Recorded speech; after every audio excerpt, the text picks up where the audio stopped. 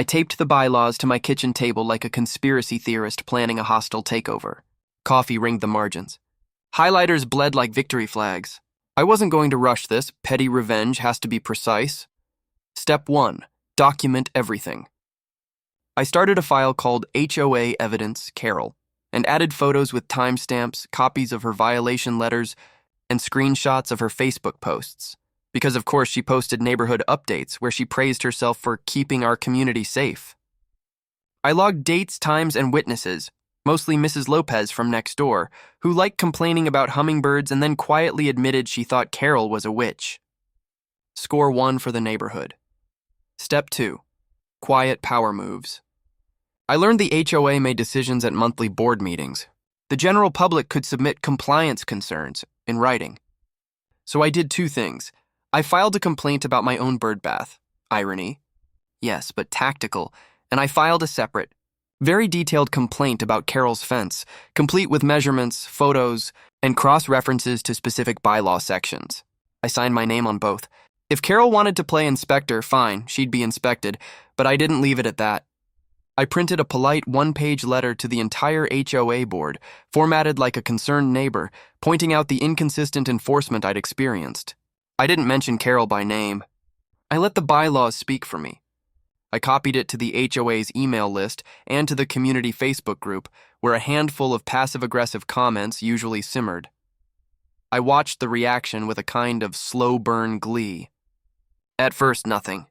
Then a flurry, terse responses from board member number 2, who liked power more than people, and most deliciously, Carol's grammatical tirade.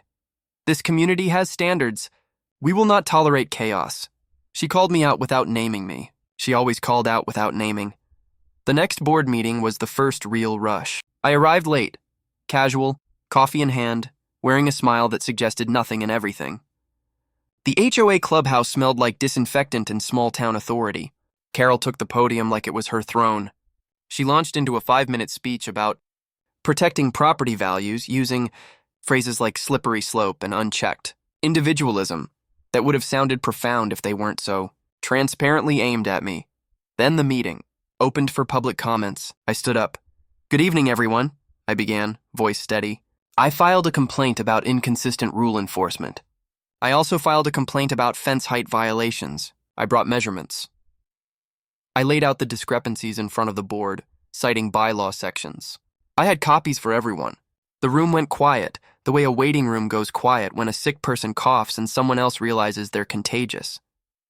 People started talking, softly at first, then louder. Mrs. Lopez admitted she'd seen Carol's fence being fixed last month. The Smiths mentioned the mailbox color. A man I'd only seen jogging offered that his roommate had complained about the dog. The board shuffled papers. Carol's face shifted through shades. Startled, forced composure, thinly veiled fury. Board member number 2 tried to deflect, saying we enforce complaints as they come, which was a lie everyone could see through. My proof was clean. It was bureaucratic. It was merciless.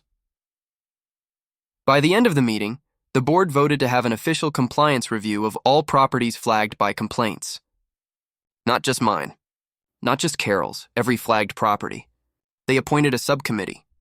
They set timelines. They actually followed the bylaws procedures, which meant inspections, notices, and potential fines for anybody out of compliance. I walked out feeling like I'd thrown a pebble into a pressure cooker. Carol, however, didn't walk out. She stormed to her car and called someone I later learned was her lawyer. She started posting feverish clarifications on the Facebook group and sending more letters. I'd poked the hornet's nest, and hornets have friends.